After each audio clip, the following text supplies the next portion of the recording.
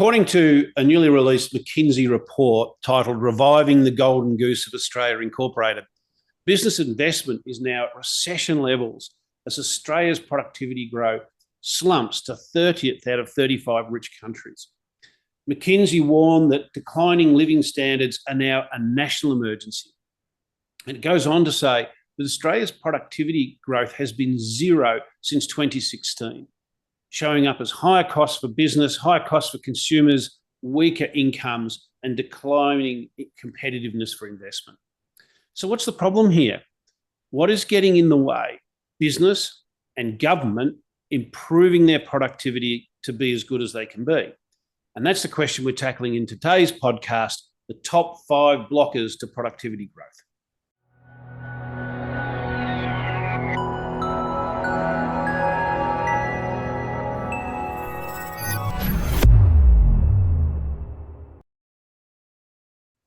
Hi, and welcome to the Pathways to Productivity podcast, an in-depth look at how organisations can drive growth and improve the products and services they deliver, whilst also promoting a healthier workplace culture.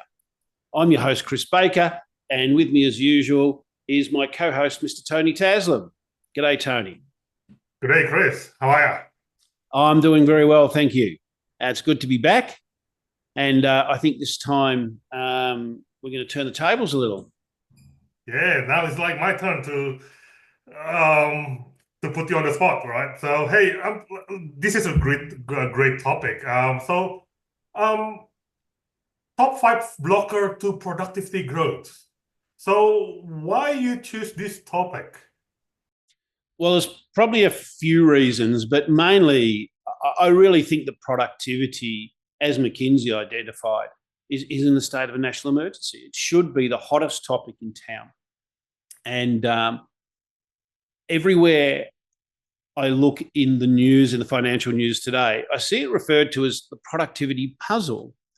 And that grates with me, is from my perspective, it's not really that puzzling. We know the solutions, and there's plenty of good business advisors out there who know these solutions.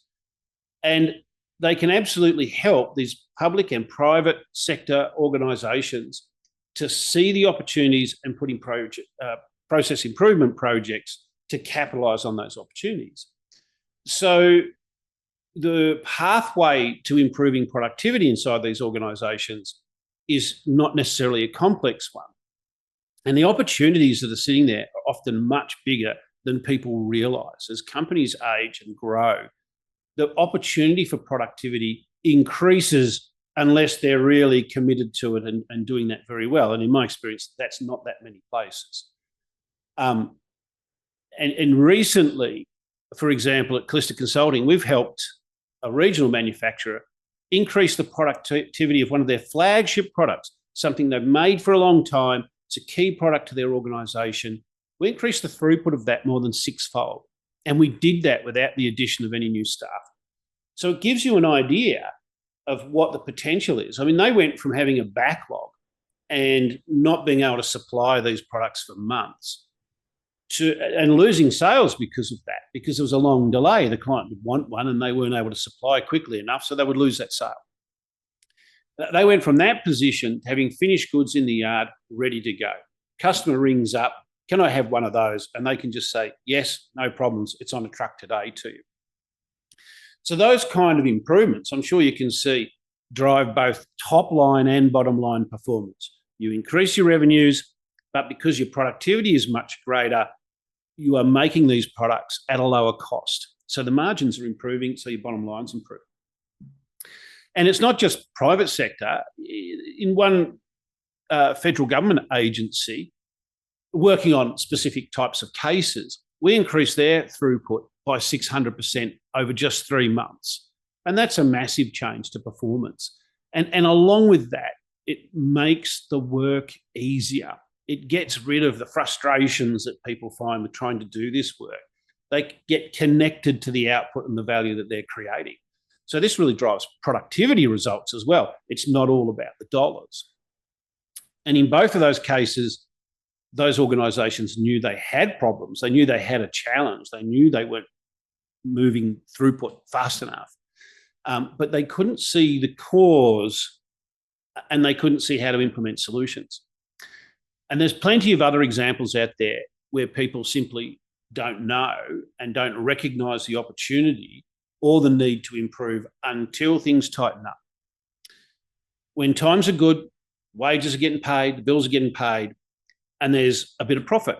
So no one wants to upset that apple cart by implementing some change, right? And they all become, I refer to them as comfy frogs sitting on their lily pads. And meanwhile, the opportunity to continually improve that's staring them right in the face, but they're just not trained either to see it or to capitalise on it, and that slips by. But things are tightening up now. And we've got to a point, as the McKinsey report I mentioned earlier is pointing out to us, that this is getting critical. And I think things will continue to tighten up and worsen over the next 12 months. So now is the time, Tony. Now is when organisations really need to be focused on productivity.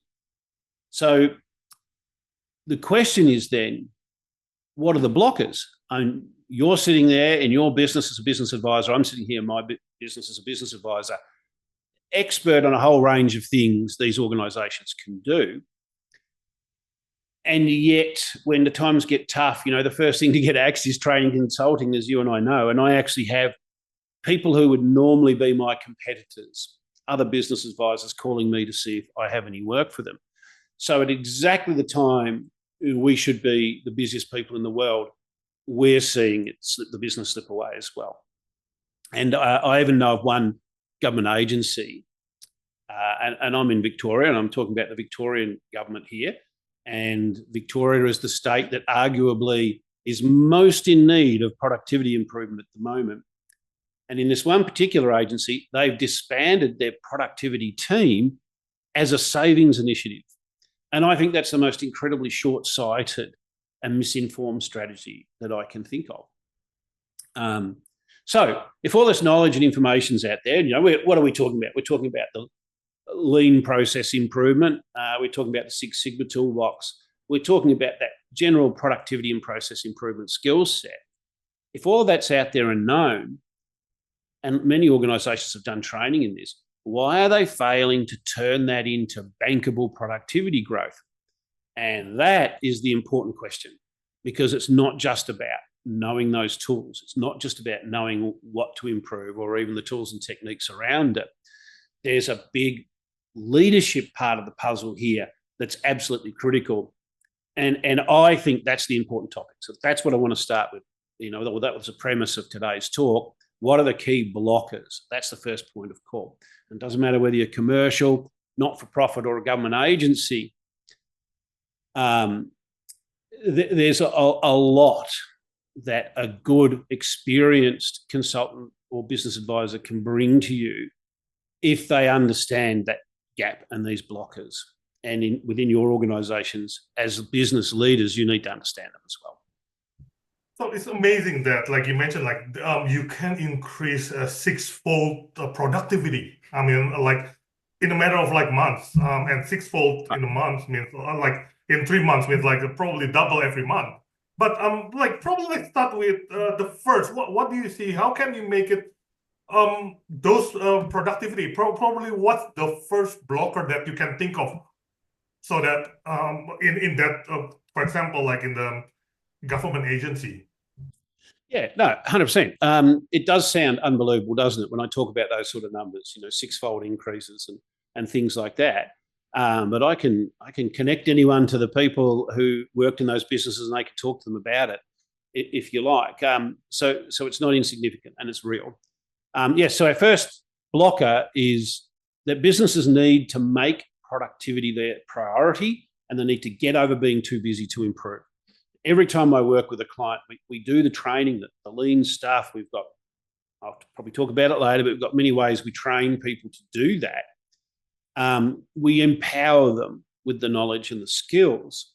But I'll always say to them, the biggest challenge you're going to have is making the time to put the changes in place. The day-to-day always becomes so overpowering. So I think business leaders, managers within businesses, need to understand something very important. And this is not new stuff. I mean, I've I've got a couple of bits of show and tell here. Jurin talks about it in his 1964 book. This is the second 1995 edition, but this is not new stuff. Managerial Breakthrough. He wrote about this back in 1964.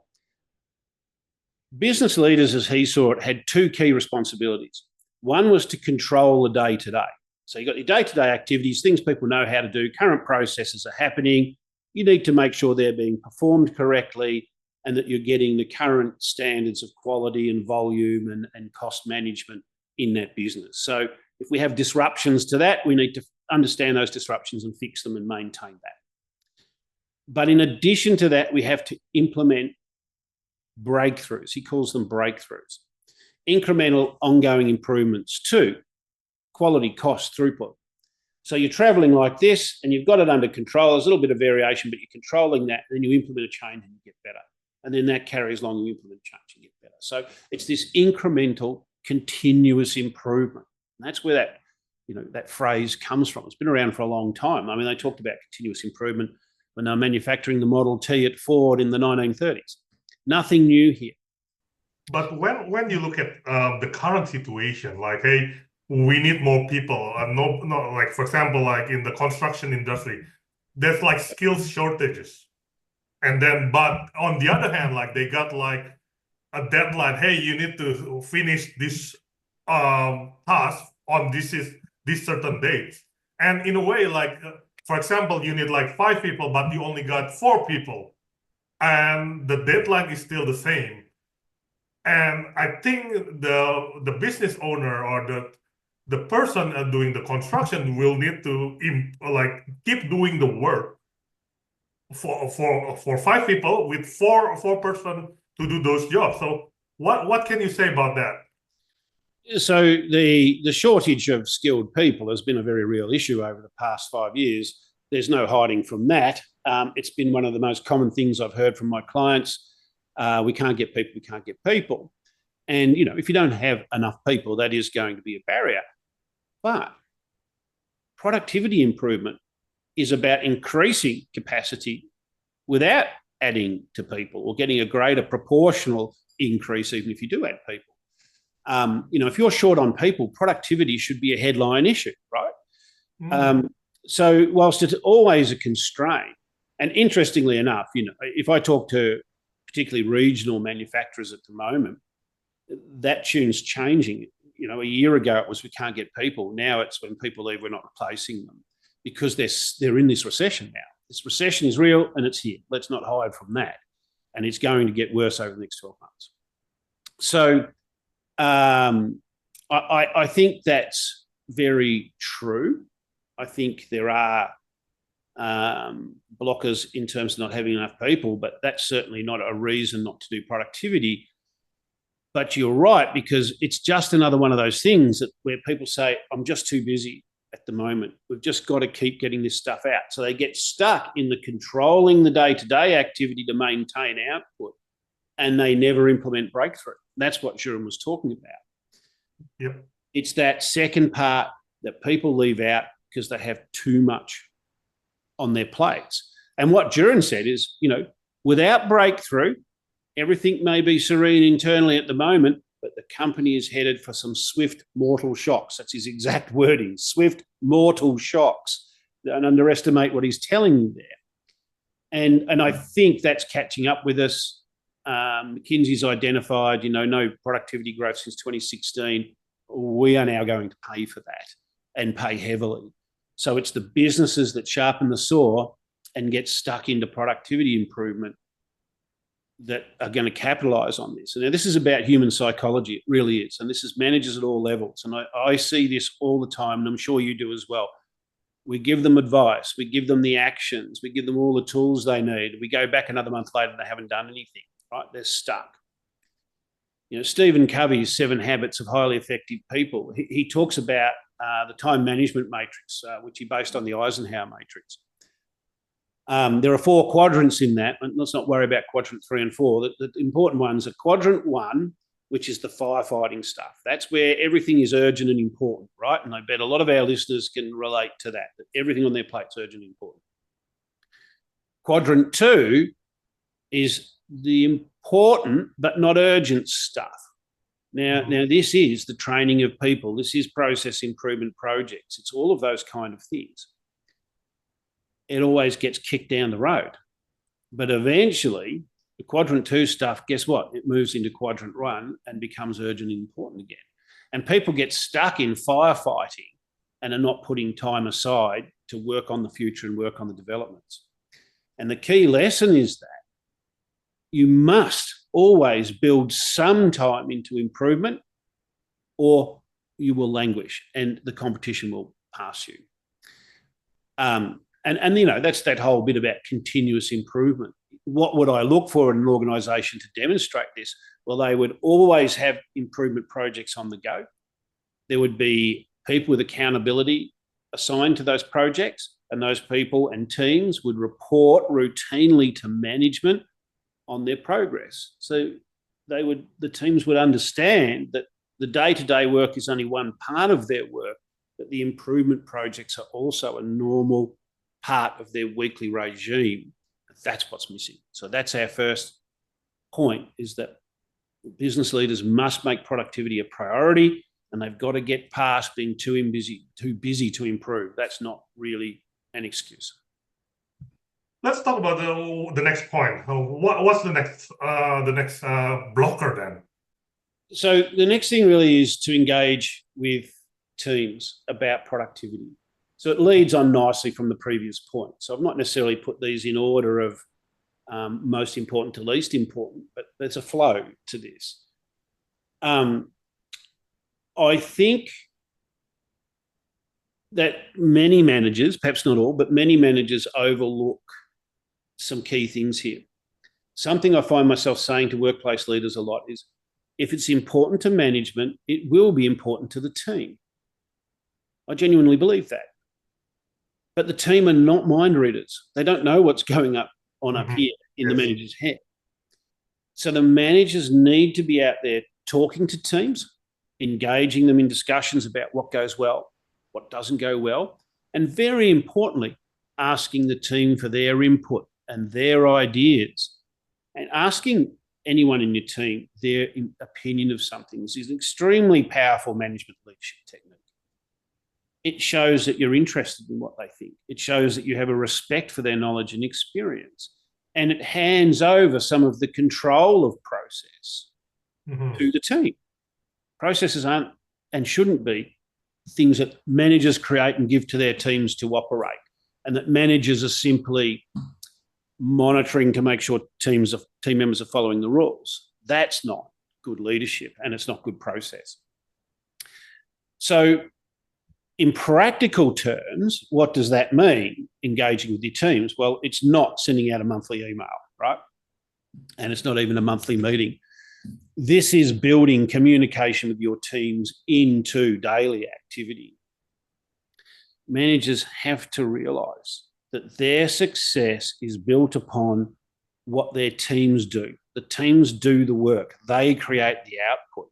So if you want improvement, you have to find a way to help those people do that work more effectively. They've got to have buy-in. They've got to believe change is worth doing.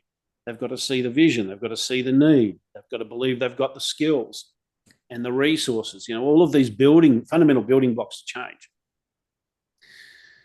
So once we accept that, then we really need to start engaging with the teams, and that starts with the toolbox meeting. These are called lots of other things: stand-up meetings, switch-on meetings, and so on. What are they? They're short stand-ups. They're done daily. They're usually done in front of a board, and that board will have some key information on it. And we'll talk about what that information is a bit later. But it will usually consist of a talk about safety. That's usually the first thing. There will be a talk about volume of work. What did we intend to get done yesterday? Did we achieve it? If we didn't achieve it, why not? What were the blockers? Quality will be a discussion point, and cost will be a discussion point somewhere, and that'll be a set of metrics on the board. So that daily meeting is fundamental, because what it does is it cements in the mind of the team what good performance and productivity is, what their targets are, gives them a score on the board to aim for, right? And it gives them a voice. It's an opportunity for every team member to have a voice. And they can say, this is what got in the way. Or how about this? This machine's not working properly. Or I'm not getting the information I need. Or I'm still waiting for this other team to provide this stuff. So it raises all of these exceptions to management's attention so that they can get dealt with. And otherwise, it just disappears into the sea of, oh, we told them about that and they've done nothing about it, and it just sits there and languishes. Value stream mapping is an important technique. I won't go into it in detail now. We'll talk about it a bit later, and I think we'll do another podcast probably specifically on this topic. But in short, it is time you spend engaging with your teams to map out how work and information flow across the organisation to deliver a product or deliver a service. And it's an opportunity for teams to tell you what goes wrong and where the weak points are and where the vulnerabilities are in that process. So that starts the conversation about improvement. And again, you're handing over ownership of this to the team, and that's very important. There's a systematic approach called Gemba walks. So one of the Japanese words gets into our productivity lingo. The Gemba is the place where the work is done. And this is where the management team goes for a walk through the workplace, talking to people on their way through, looking at the improvements that they're executing, asking them about problems, just generally engaging with those team members about the work. And the last one is the continuous improvement projects that I referred to earlier. And if you look at those things, there are plenty of practical opportunities to engage effectively with teams and team members directly without necessarily taking a huge chunk out of management's time, but certainly requiring a management commitment to do that. And that is hugely valuable. And it's chalk and cheese, the culture and the productivity between teams that do this and don't. This is just quite simply a must do. And I know that some things get in the way, less so now with people working remotely, because they can certainly dial into these things. But people starting at different times does provide some complications, but usually there are ways to work around that. And I don't see it as a huge excuse. But when you mentioned like about toolbox meeting, where it's also interrelated with the first point, the first blocker you mentioned, which is like, hey, everything needs to be like it becoming more urgent, and there's no prioritization. But in this toolbox meeting, it's actually there is a sense of prioritization about, hey, what can be improved, what can be done easier, and then learn like debriefing of what's going on. That's clever though. If we can like, if this is built into the team meeting, toolbox meeting, this will be great. So, but in touching point about work from home situation that we have, is it like relatable as well in terms of like having toolbox meeting, or this is just on the manufacturing industry, or it's also affected in across the industries? Right. So the fact that people are working from home should not prevent you having a toolbox meeting. People can absolutely attend these things. And in fact, what we saw was just with companies that do this routinely and know the benefit of it, during COVID, they switched to people working from home, and they switched their manual boards to digital boards, and everything proceeded. So, but you're right. Firstly, this is not a complicated thing to do. It's a very simple thing to do, but it takes management commitment to sustain it. And it has, as you say, enormous value in that everyone knows what the priorities are because you're talking about it every day. And you get early warning of the blockers because you're talking about it every day. And so that's why it's just fundamentally so important. And if you look at any high-performing organisation, I can tell you now, they're doing this. And, okay, a few of them cut it back to 3 times a week. I strongly recommend against that, by the way. It should be daily. If there's 2 people there, it should be daily. It shouldn't be run by the manager every day. Anyone can run it because they know it's a standard agenda, and they are short. Honestly, these are 15 minutes max when there's a lot to talk about. Otherwise, they're 10 minutes and less. And sometimes no one has much to input. We quickly go over what happened yesterday, or everything's good. Are there any issues? No, everyone's good. No safety stuff. No. Okay, as you were, back to work. But everyone's looked at that board and they know who's working on what and what the priorities are, and everything's clear and above board. So it helps to really improve culture. And I'll tell you another thing too. When people are running into problems, at first they'll be reluctant to talk about that because they think they'll get it done on time. But as time goes on, they realise that this forum is a chance to put their hand up and say, hey, I've got an issue with this that's blocking me and I'm going to need some help. We need to solve this problem, or I need another person. So the culture shifts to being much more transparent and open about the work and what we need to achieve. Interesting. Thanks for that. Like, what's the next one? I mean, what's the third blocker? Yeah, so I've talked. I can do this one quickly because we talked about it a bit already, but it is very important that businesses spend some time mapping their processes, and this links to all sorts of things. You know, if you talk about lean, it links to standardization. What is the one correct way to do this piece of work? That's very important. But the value stream mapping part of it, which is not process flow charting, by the way, value stream mapping is a different technique, and it visualizes how work and information flow across an organization, maybe across multiple teams, to achieve an objective for a customer. And so it doesn't tell you how to do it. That's the detailed stuff, a much more detailed process flow charts. This just shows you the flow of communication and actual workflow.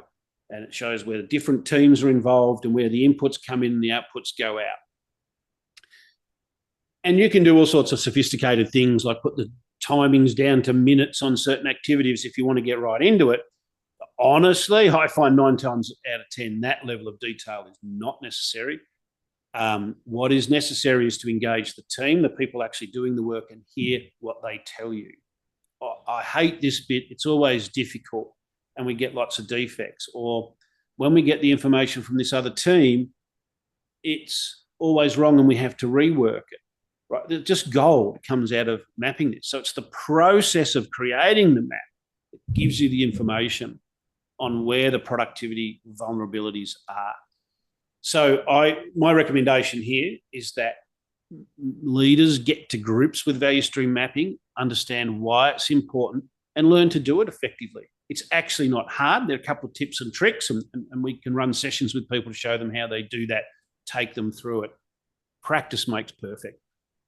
And how often do you need to do this? I mean, like, I can see like blocker number 1, blocker number 2, and this, like, mapping your process is actually interrelated to those the two that we discussed earlier. I mean, how often that, I mean, we know that the previous one, like, hey, you can do the toolbox meeting, like you need to do it on daily basis, or some organization doing it like 3 times a week. But how often do you need to remap or like analyze this process mapping? So value stream mapping is different. No, you don't need to do it regularly. Most places I go into have never done it. So we will do it at the outset because that's where I learn. That's where I learn how the organisation does stuff. What are they doing? How are they doing it? Let's hear from the people doing it, because that's where the gold is. So I'll do it straight up in a typical engagement, not all the time, but in a typical engagement we'll do that. It doesn't take long.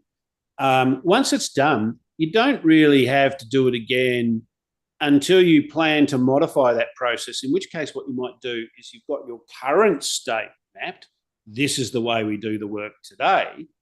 And then you'll plan out, how do we think it should be done? That's the future state map. And then you create a plan to go from one to the other to implement that change. But in day-to-day business, once the map's done, it should sit up there on the wall somewhere, ideally, preferably in that board area where you're having those stand-up meetings. And people can go up to that at any time and put post-it notes on, oh, we've got a problem with this step, or this isn't working right, or I've got an idea how we can eliminate 5 of these steps and get the same result. It's going to save us heaps of time. And then those improvement ideas can be brought up at the toolbox meeting. So it just sits there as a backdrop. But if you're a new person to the place, you could walk up to that and see the whole flow from end to end. And remembering this work often goes across different teams along the way to complete the output. And people just working in one team, so they got their blinkers on day to day and only seeing their bit. Value stream map gives you the end-to-end process. And I think that's very valuable. Oh, interesting, interesting. All right, let's talk about the next blocker then. What is this? Right. What's the next blocker? So I think we've done 3. We've got two to go, haven't we? So the next one on our list is you have to measure performance. So we talked about these boards that would sit behind in front of the team during your toolbox meetings. I think it was General John Monash who said, the Australians are a sporting nation. They like to see the score on the board, right? And you wouldn't go to a football match if no one was putting a score up on the board, because that's the measure of performance of a football team. It's the score on the board at the end of the day, right? Let's not get into talking about the cricket right now. So we need to have some method by which we measure performance, and the team needs to talk about that. And this isn't about Big Brother is watching you and you've got to get this amount or you're all in trouble. This is just about the team being honest with itself about what they think they can do and what they actually get done and how do we improve it. When I'm training teams in these techniques, I often pose them a series of questions. I'll ask, who thinks they do a good job? And what you'd hope and what normally happens is all the hands race to the ceiling. Yeah, I do a good job. I'm good at my job. And then you ask them, who thinks their teams do a good job? And the hands go up again, perhaps a little more hesitantly because, and I don't think they're being critical of others necessarily, but they're just saying maybe we could work a bit better as a team. You know, we're all good, but we don't work together so well. But the hands all go up. So they're all doing a great job. Everyone thinks they're doing a great job. So then I ask them, so what did you score yesterday? And that's where I get the blank looks. And they're going, score? What does he mean, score? They're not measuring it. So they think they've done well, but they don't really know how well they've done. I'll also walk onto factory floors, for example, where teams, individuals are working on some sort of project. And a lot of my clients, these are bespoke projects as well. And some of these jobs take days, weeks, months.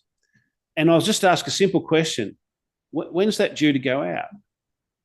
You know how often people can actually tell me when that thing's due to go out?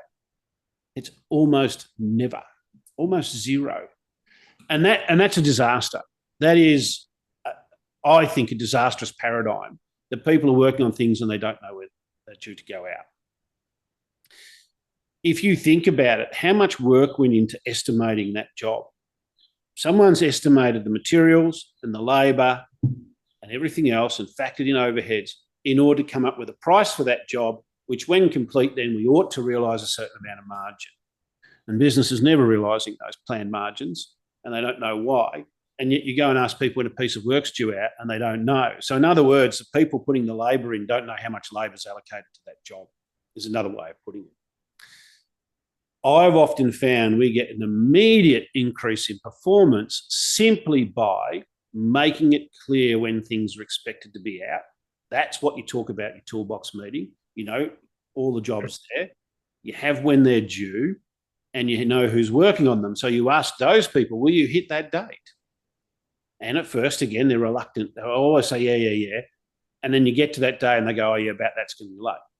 As it gets more mature, they learn to report earlier that, no, I think we're going to be late. So you're trying to look for that early heads up, because then you've got a chance of intervening and bringing it back on time. And what you're doing there is you're setting a culture of, hang on, we have to finish work on time. That's part of what good performance is. We must finish these things on time. And that's a key one. That setting the dates is a really important one. That's about delivery. I mentioned before SQCD, safety, quality, cost, delivery. If you're not measuring anything at the moment, there's 4 things you can measure. The safety is normally that safety cross where you mark each day off a calendar, and hopefully there's been no incidents. You fill it in green. Yep. But you might have a lost time incident, which is filled in red. And you might have a minor one, which is maybe an orange. But you're making people aware of it. They're reporting near misses. They're talking about, hey, this machine, the cover's not working properly, or the light guard stopped working. You can get onto it straight away. And nothing's going to upset your day more than a safety incident. The quality, having a look at cost of rework, the amount of rework, the number of defects, the amount of scrap, actually pretty easy things to measure if you want to. And we track that and look at trends over time. And, DIFOT percent, delivery in full on time, the percentage of jobs that are actually delivered in full on time is another great and very easy metric to collect. Once you have those in place, people twig, that's what we need to do. And it's important that you pick the right metrics, because they've got to believe that they have an influence over them. And if there's a difference of opinion between management and the team as to what they have an influence over, that's a key discussion point that you need to be having with the team. So can you give me an example, like the difference? Like, for example, management is looking on this, and the workers is probably looking at which way? Probably can yeah. See, once you establish the boards, everyone's looking at the same thing. The boards are the one source of truth. So they'll have the metrics on them and the graphs on them. So importantly, with measurements, metrics, KPIs, right? These are all the same thing. A metric is simply a measurement. It's just a flash word for measurement. And a KPI is simply a really important metric. And I usually don't have too many. 5 or fewer is my golden rule. And normally for a production team, it's 3 or 4 key measures. DIFOT percent is nearly always one of them. So in each day, it should be not just here's a pile of work, let's see how much you get through. And that's just poor. And quite honestly, that's a lazy management, right? It should be, here's the expectation out of this, that we'll finish this many. Now, if the following day we haven't done that many, it could have been the estimate was poor, and the team or the worker had never had a chance of achieving that. That needs to be discussed. We've got to get the estimation right. It could be that there was quality problems adding to rework and chewing up the time. There could be a real productivity issue where the work just doesn't proceed at the pace that it needs to, in which case it absolutely needs to be a focus for a process improvement and to have a closer look at it. Mm-hmm. The whole point is that everyone's looking at that one board and they're talking about these numbers. So what you're saying is it's a good practice to show all the performance on a board, like one single big board. Yes. And then all the teams can have a look, all the performance, and then it's sort of I think creating a sports performance measurement thing, where, hey, you can see, hey, where's the bottleneck? Hey, where is the poor problem? And all the workers can look, hey, is there something that actually a carry over performance bottleneck? Is that the case? How you look at it? Yes, and that could show up in your value stream mapping as well, right? So you'll identify your bottleneck. So you must always know where your bottleneck is. We're probably jumping a little bit outside the blockers and jumping into the lean process improvement stuff there. But certainly you must know your bottlenecks or your constraint processes. Theory of constraints, another part of that library and toolbox. And we must understand the capacity of our teams. So here's a classic thing. I am yet to walk in to a manufacturing organisation that has a clear and accurate view of its capacity to do work. Now, there are some out there, but in most of the organisations that I'm engaged to work with, they haven't got a clue. They've just got a backlog of work and they're trying to flog through it. And so when they create a production schedule, they really are not blocking that into a time. So there are no expected finish dates. And this is all part of the problem.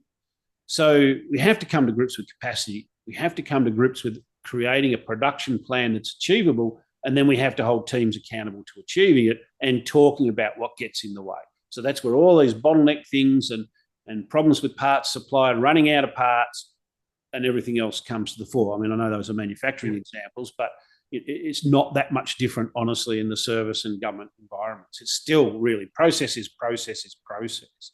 And there are still things that block people from getting the work done. The real blocker, though, fundamentally, is we're not measuring performance. Yeah, all right. You know, so a lot of, I don't want to jump too far outside of going into the Lean and Six Sigma stuff, which we will talk about separately. But as a major blocker, it's not measuring performance. All right, we talk about those four. So what will be the fifth blocker? Yeah, so the last one is just developing the skills of the whole team, including your own if you're a business leader or manager, in the fundamentals. So learn to see. I call this learning to see. If you're a true lean practitioner, you're going to set a very simple bar on what value-adding work is. And it's quite a high bar, but it's a very simple bar.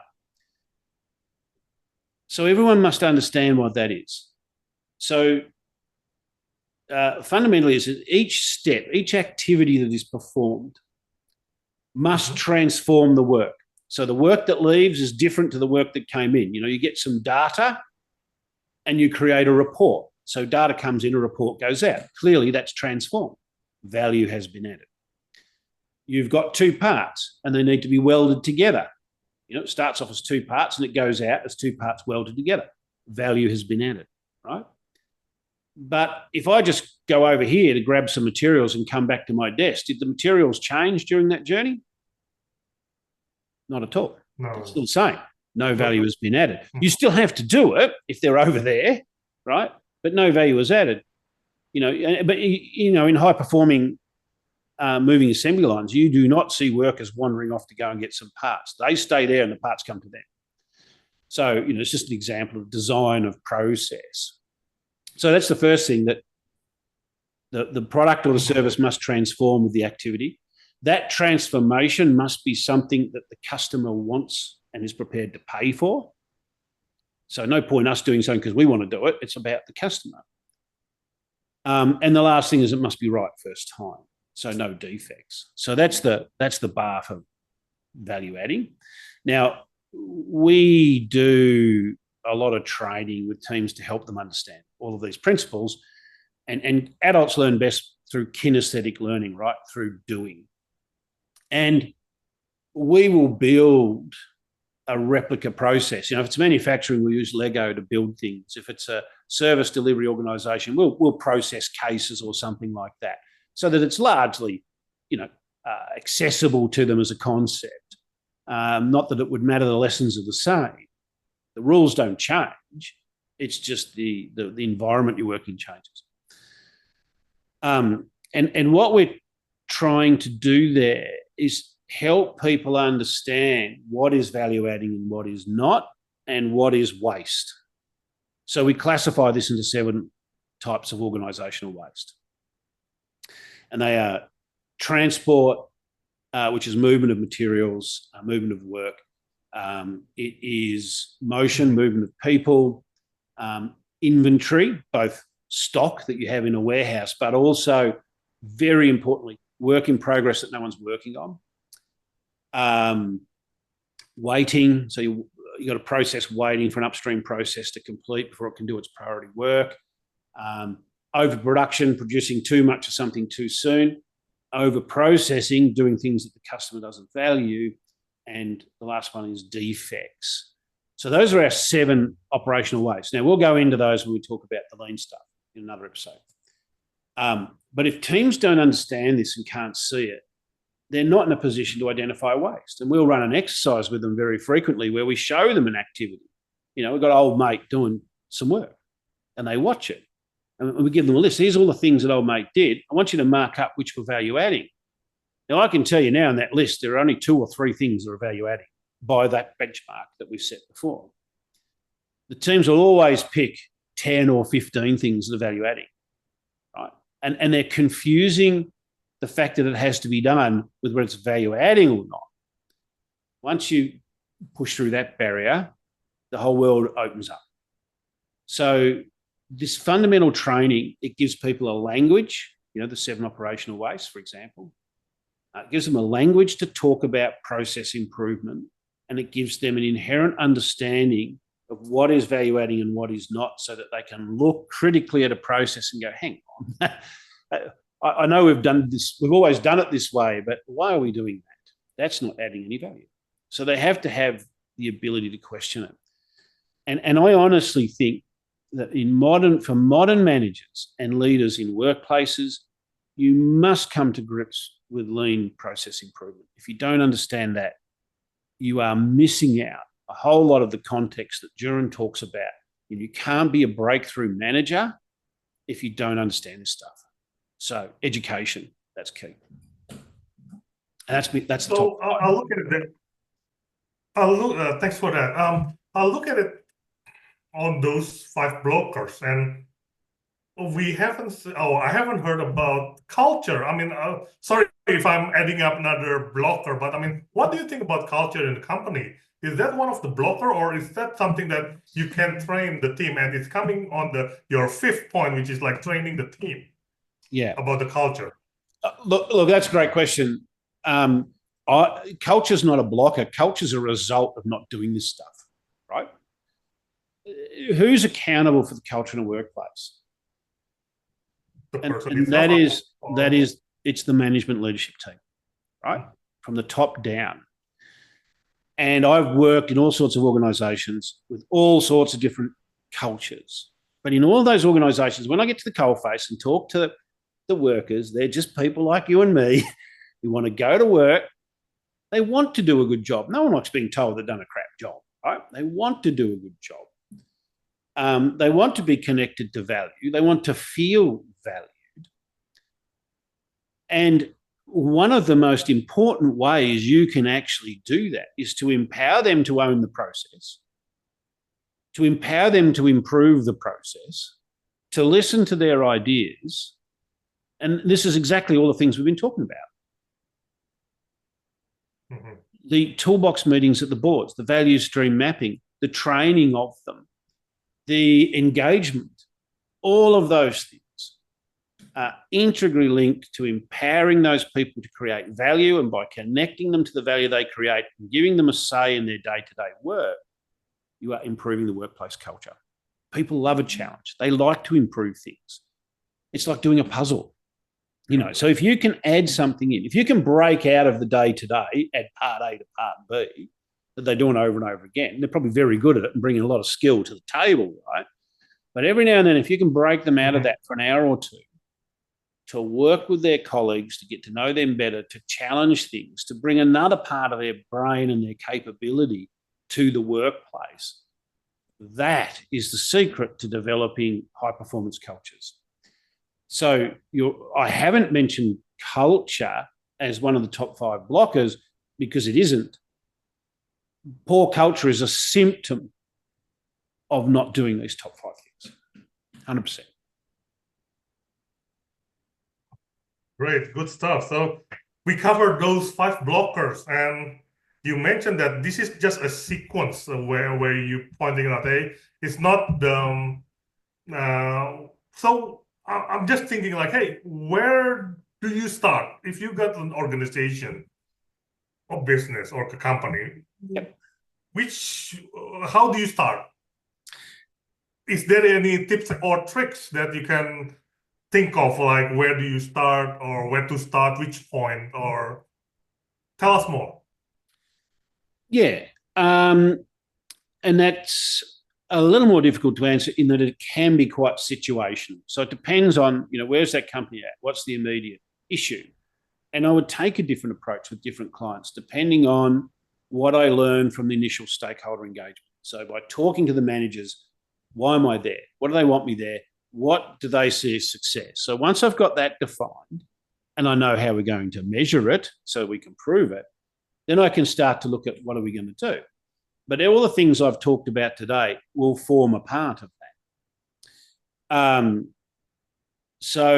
And often we would start with value stream mapping. But I would also suggest, if you're stuck, if you don't really know where to start, get help from an experienced business advisor, someone who understands the lean stuff But very importantly, make sure that those people come across to you as having great communication qualities and capabilities and good leadership qualities themselves. So your consultant needs to demonstrate to you they have those things and have a background in that.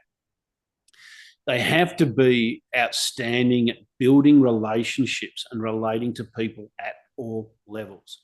They've got to win trust at the coalface with the operators. That's really important. Without that trust in a business advisor, you will struggle to get anywhere.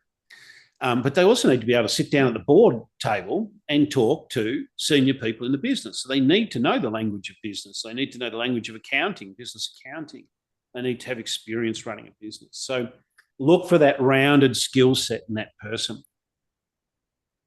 There's so many businesses out there will tell you, oh, we did the lean thing and, it didn't do much, or we've done it and here we are, we're already lean. And you look around and you go, well, you're not. I can see it. You can see a highly productive business in the first 2 minutes of walking through the place. Right? And if you're experienced, you will know what to look for. If I don't see those SQCD boards and a place where teams having toolbox meeting, if I ask to look at the value stream map and there isn't one, if I ask managers how they're engaging with their teams and it's a little bit wishy-washy and there's nothing routine or planned about it, if the team's not trained, not measuring performance, right, that's all obvious because that should all be visual. I should be able to see that through the place. And I should get that very quickly from talking to the team members. And just a bit of a talk to operators on the way through tells me everything I need to know about the culture of the place.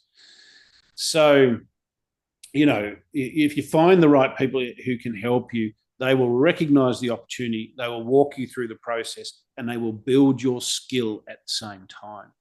And when I first came into this, I was just teaching the lean stuff, right? Here's the tools, knock yourself out. Didn't take me long to realize that the tools on their own aren't enough. There has to be some good change leadership capability. So we started to develop all our leadership training stuff. And now pretty much our flagship program, and probably in the future, the only thing that we will offer, or certainly the main thing that we'll offer, will be a holistic program that covers both sides of it. It is how to do the process improvement, the lean, the Six Sigma, all of that. But it's also going to be, and here's the leadership component that goes with it. Here's what happened to you when you became a leader. Here's how your job changed. And guess what? Here's a bunch of stuff you didn't even know you need to learn. And that's the whole package. And that's what people need to look for. So get help from those sort of people. Find those people. Get referrals from others. That's valuable. Educate yourself. I talked about this already, but on productivity and on leadership, whatever you know. I've been doing this for a long time. I've been consulting in it for 18 years. I've got plenty to learn, right? This is a lifetime of learning in these fields. You'll never know it all. Challenge yourself. Rally the leadership team behind improvement, right? This is a whole leadership team function. It needs to be part of their performance review. You need to set targets for improvement and regularly measure and report on this. So this is something that clearly needs to be on everyone's agenda. They will not all adapt to this well. I can tell you that now. Some will love it and some will go kicking and screaming. But nonetheless, they have to go down that path. And the senior business leaders are the ones that must drive that. Helps to do good training because then they get it. Help the pennies to drop in their minds. Develop that leadership capability. Mm-hmm. They're there to lead and motivate, not simply to manage. If you're a manager and you're just setting up rosters, right, you're barely even tapping into the, day one of leadership school. So there's a lot to do. So develop those leaders. They are key to your business. Measure employee satisfaction.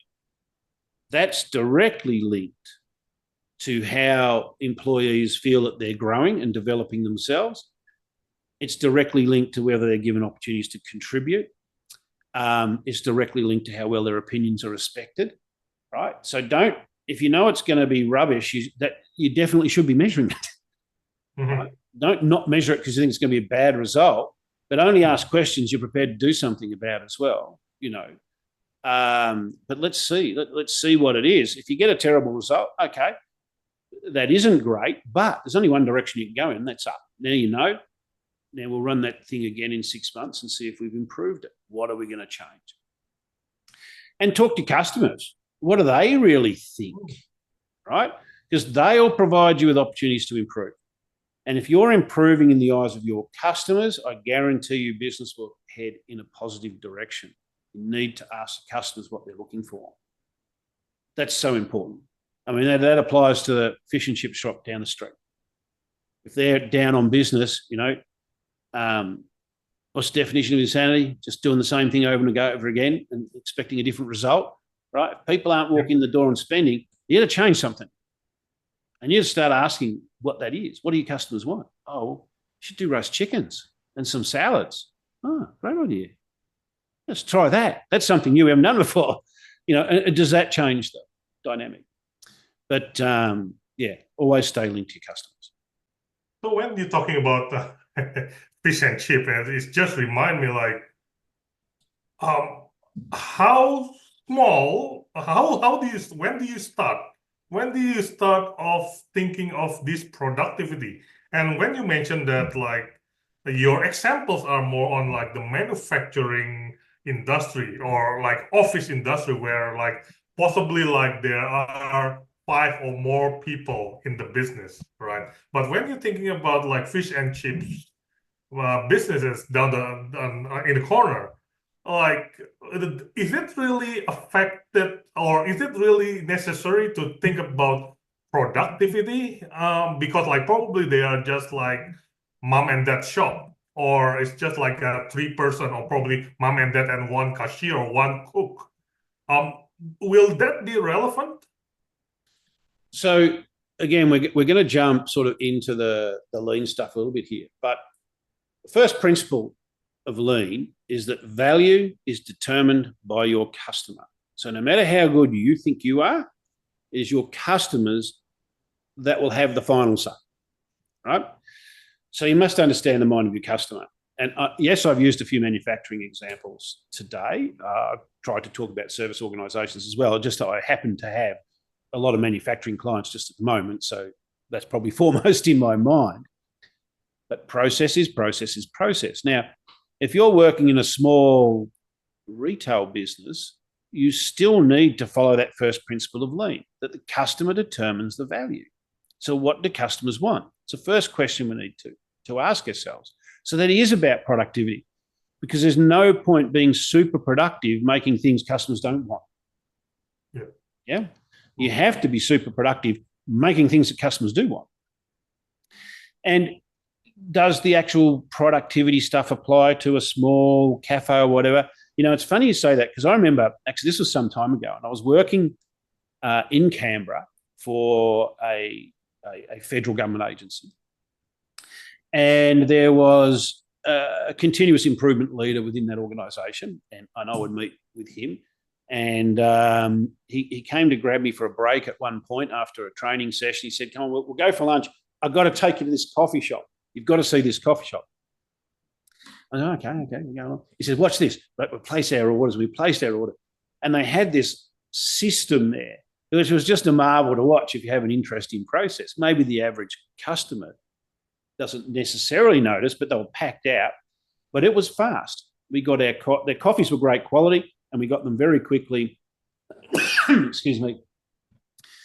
And they had divided up the work process really nicely and balanced it out, so that at that peak time, they could get as much of that product out as possible. That's productivity, but it's also great customer service, right? And that's ultimately what it's all about. So, you know, there are plenty of examples of that. Think about what your customers want. They don't want to wait around in queues. Yes. Right? So if you see a queue, you've got an opportunity for improvement staring you in the face right there. That's the symptom of the problem. The problem is we're not processing those orders fast enough. We're not getting the products out fast enough. So, well, thank you, Chris. I mean, like, that's really really good insight and like symptoms. You need to be aware of the symptoms and make aware of those symptoms, bringing up to like productivity opportunity, which is like what we just discussed just now. All right, great. So I think just to quickly summarize, what did we talk about? Make productivity a priority in your business. Get over being too busy to improve. Engage with your teams about productivity. Map your processes, measure performance, and train your teams. Those are the things that I see are nearly always missing. People just not doing all of these things effectively. And so they're not even already on the productivity journey. They have to get through that and deliver those things. And when leaders and managers understand that, you have a platform for improvement to work on. But those are the blockers, the things that aren't done. And, if people think the blocker is, we just need to run training, no, that's definitely a part of it, but there's a lot more to it. And I think that leadership component is vital to understand. If we look at the problem with productivity in Australia today, and yes, I know there is company taxes and things like that the economists will all argue about. When it comes down to just looking at your organisation or your business, this is a leadership problem. We haven't trained our leaders well enough to recognise opportunity, to know how to capitalise on that opportunity, and to be able to take their teams on that improvement journey. That's it fundamentally. All right. Thank you, Chris, for these blockers, the tips and tricks, and how the small businesses can start on this productivity journey. Let's wrap it up here, and thank you for tuning in. All right. Thanks, everyone. Coming up next will be our introduction to Lean and Six Sigma, where we'll talk about some of these tools that I've mentioned today. And obviously, we'll have lots more topics upcoming. We'd love to get your feedback. We'd love to hear from you all about what you liked and what you want to hear more about particularly. So please subscribe. Please make a comment. We'd love to hear from you. All the best.